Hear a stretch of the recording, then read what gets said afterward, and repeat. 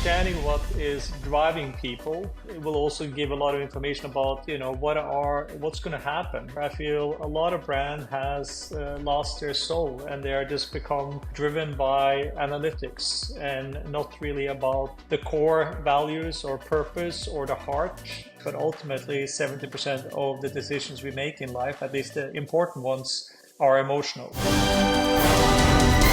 Welcome back to the Green Boater TV. Today, we sit down with René Hansen, the visionary CEO of X-Shore. This Swedish company is revolutionizing boating with its fully electric, silent, and connected yachts. In this three-part episode, we'll dive into René's inspiring journey and explore the innovative spirit that drives X-Shore. In part one, we'll uncover the key moments that led him to this groundbreaking company. So join us as we explore the leadership qualities that make René a unique force in the marine EV industry. René, welcome to the Green Boater TV.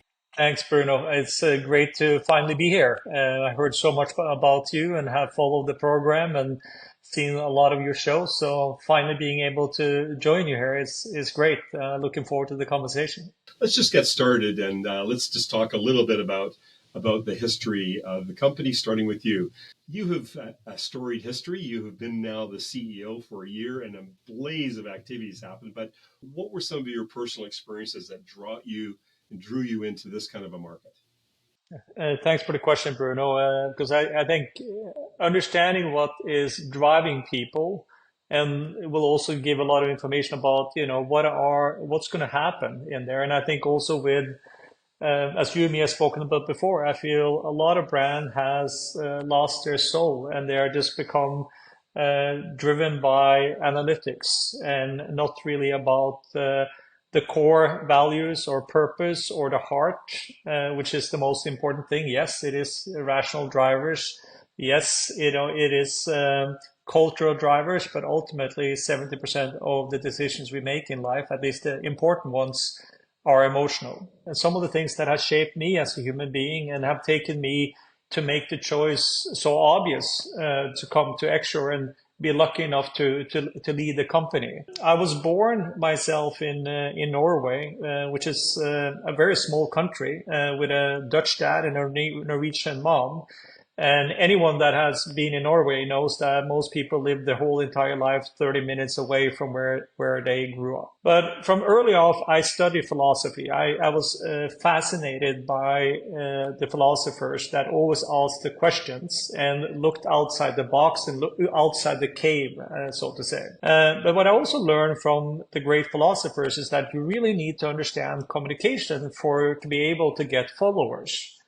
And then I learned later in life that if you want followers and you also want to create some value and some meaning, you also need to create brands. Because brands is ultimately what you as a human being find as a natural extension of who you are or what you believe in, or at least what you hoped to visualize that you believe in. Instead of going the traditional path or living in Norway, was to be recruited to an American company called Airwalk. And Airwalk, back in the days, together with Vans, was the company that really created street fashion and action sports. So again, I was lucky enough to be a part of a company that created street fashion and a sport for people that wasn't really represented in the past. People that was into art, music, skating, surfing, and snowboarding could come in here. And I learned from the beginning to live in the street of Shibuya or Soho, to pick up on trends that will be coming and creating products and communication from it. So I learned the trade from A to B in a very humble way. From there, I moved on to Burton Snowboards, where I managed that for a rough period of 8 years. I lived both in Europe, but I lived in California, I lived in Portland, I lived in Colorado, and I then lived in Vermont. So the US is very close to my heart, and that also is where I met my wife and had my first child as well. Working in snowboarding was also very interesting, and it probably talks a little bit about the tenacity and the grit that is drives me on top of the passion. People forget that it was no retail stores for snowboarding because they were ski stores. We were not allowed to get on the mountain. So it was a quite of a uphill battle. But ultimately, we were able to turn that into a bigger sport than skiing at the time, which I think was a great feat from a lot of people. And also the entrepreneurship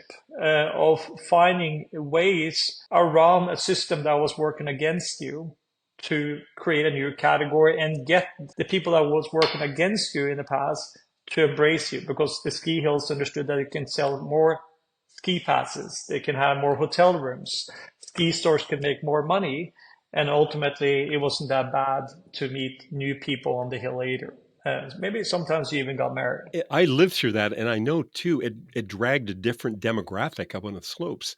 These were skateboarders or people that had this whole different street fashion. So it created a whole different culture, which first clashed against the skiers like myself, but it attracted a whole new category, didn't it? Yeah, absolutely. And we were inspired by the skiers in the beginning for the hardware, but ultimately the reason why you have a carving ski, which made skiing have a comeback, was because they actually designed skis based on snowboards. The reciprocity process, if you're open-minded, is always positive. So it really made both sports better. Yeah, and it invited more people into the sport as well. I think it became also much more interesting. I think the clothing became better. I think it was more diversity out there, which I think was good. And ultimately we got more people on the hill. So more people get to experience the mountains, and the hotels and ski resort could make more money in the process. So I think ultimately for health and for the environment, but also for the financial side of things, it was very, very good. What I did see, though, at my end of snowboarding when I had my first child, was that I was starting to see the glaciers changing. And I started to see also the environmental impact on the glaciers, but also in the water where the surfing was. And I had to take a step back and figure out what we're going to do next. And I think that was the biggest fear of my wife, because she and my boys too, they don't believe it's a good thing for Papa to not work. That's when he, climbs the walls around here. So very quickly, I was lucky enough that Konrad, that is also the founder of X-Shore, called me and he said, René, we worked together in action sport before, and I have this idea about making a headphone company, but I need someone that understands strategy and how to really, create the brand and also the story and the purpose of this company so people can emotionally connect to it. And I was lucky enough to work with him in the beginning on that. And then I felt very much that I was producing products again that the world didn't really need. And it was actually a part of the problem. But what I liked about the idea we created was that we looked at the headphone business different. Because Sennheiser and Sony at the time, they were making products that was black or silver, and it was all about sound. We created a product that was colorful, which became the darling of every company's merchandise campaign. And people would like to actually merchandise headphones with t-shirts or shoes or whatever. And then Konrad went on to also purchase Marshall speakers, which also became then a separate brand, which helped both of them. And that is also the fastest growing startup in Sweden's history. It's faster than IKEA, faster than Spotify, and others. So I moved on after having conversation with what is today the largest recycling company in the world. It was not that at the time. This is what it was at the time when Skype was the communication tool. So it says a little bit about my age as well. But there was a CEO of this company called Tomra from Norway that said, hey, you have a very unorthodox background because you come from B2C and this is a B2B company. But I think that your thinking could really help us. And this company was a company that was with sensor-based solutions to help recycling. My view on them was like, you can't sell technology, you need to sell what you are a part of. And by the way, you have technologies that can facilitate that transition. So I was luckily one of the first people that looked at it as the circular economy in the world. So I said, like, what you are a part of is the circular economy. And by the way, your technology can facilitate that at the best possible way for the world. And that company then grew exponentially and has continued to do that. And then I will move a little bit quicker forward, Bruno, so people are not bored about the story. No, Renee, this is actually the story because each of us have a story how we got today where we came from, and the history makes the person and also sets the course for where you go in the future. And I already know the segue. We're going to cut this out, but this whole fascination between the skiers and the boaters, we're talking about the electric boating market and the traditional boating market. We're going to help each other out. We have to. Absolutely, absolutely spot on, Bruno. And then after that, I was recruited by an agriculture company in Norway. They were a little bit in challenge because their competitors were American and Arabian and Russian fertilizer producers. The company was around 9,000 people at that time. And I said that you're not selling fertilizer. What you're selling is responsibly feeding the world and protecting the planet. And they said, what do you mean? So when the company was created back 150 years ago, I said, you were created because it was a famine in Europe. And food is about people surviving. It's about geopolitical. It's about price, rights, and also it's about an environmental question. And it's a much bigger question than fertilizer. And you are a company that has agronomists, which is soil doctors, the same thing as a doctor that takes your blood sample and you need magnesium or iron to be able to function properly. Same things with apple trees. They need the same thing, or wheat or corn or whatever. So I said, like, with being the company that has the most soil knowledge in the world, even bigger than governments, why don't you produce fertilizer that are specifically meant for an application for soil in Florida and orange trees, which means that the yield goes up for the farmer, the cost goes down, your margin is higher, and it has a less of an impact on the environment.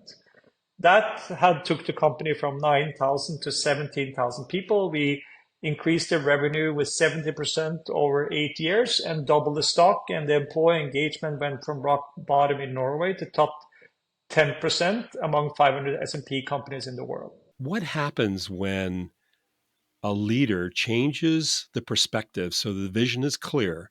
What happens down through the ranks when people clearly understand that they're, in this case, they're no longer a fertilizer company, but they actually are a company that helps feed the world? When you go from a company that has been doing a certain thing for 6 years, and this is my humble opinion, it is a cultural change, and certain people, just like with new products, is certain people are early adapters and get it right away and like, yes, this makes sense. And then certain people will, over time, based on visualizing for them how their role is a part of something bigger, and that motivates them and they get them on board. And then there's certain people that will say, hey, I was very happy and comfortable with doing what I did with fertilizer. All these other things makes me very uncomfortable, so I will move on. And then it comes the other part is that what we saw when we went into the digital world with the company as well, because we saw if we're going to serve over 1 million farmers in certain regions in India, we could never hire enough people and scale it. So we needed to find digital ways to get knowledge to grow with the farmers. And then we needed to go, we've never been a digital company. We need to build a digital hubs around the world and recruit the best people. How are we going to compete against Spotify or Google and all of this? And what we saw was that when people said, if I can use algorithms to responsibly feed the world and protect the planet compared to selling sneakers, that means a lot more to me. So we saw that it was actually quite easy to recruit people. And that's how we could grow the business. So the business, takes just different forms. It's very much like we spoke about with skiing and snowboarding. 1 + 1 is not 2; it actually becomes 3, and that is always what fascinated me. Really, thank you for sharing such personal insights and to be so candid about your leadership style and unveiling a little bit about what's going on at Exshore. Renee, if somebody wants to get a hold of people in your team, first of all, just to understand more about Exshore, where do they find that information? My recommendation is, as you said earlier, Bruno, go on our website. It's a brand new website, very proud of it. Check out also high resolution page as well. It's awesome how you can put together the boat that you want. There is all the contact information. If you need to have any information about the boat, you just send in the information and we will get back to you in 24/7. Once again, I just want to, on behalf of the Green Boater community, I just want to thank René Hansen, the CEO of Ekshore, for taking this time and showing why we were so eager to have Ekshore featured on the Marine EV Leadership Series here. A special thank you, René. Thank your team for all the work they've done, and we look forward to seeing you at a trade show coming up real soon. Wonderful. Thank you so much. I hope you enjoyed the first part of our conversation with René Hansen. Subscribe to our channel to make sure that you catch parts 2 and 3 of our conversation. In these parts, René reveals his plans for Ekshore and surprising insights into the future of boating. This is the Green Boater, your champion for sustainable boating.